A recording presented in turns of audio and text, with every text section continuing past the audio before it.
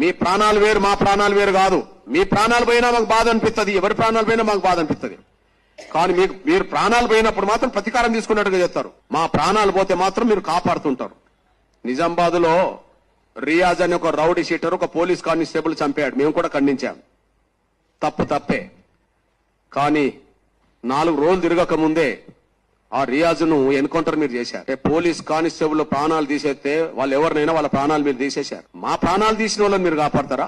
మా దళితుల ప్రాణాలు తీసిన వాళ్ళు మీరు కాపాడతారా? వారం రోజులు తిరగక ముందే 4 రోజులు తిరగక ముందే రియాజ్ ను ఎన్కౌంటర్ చేశారు కదా.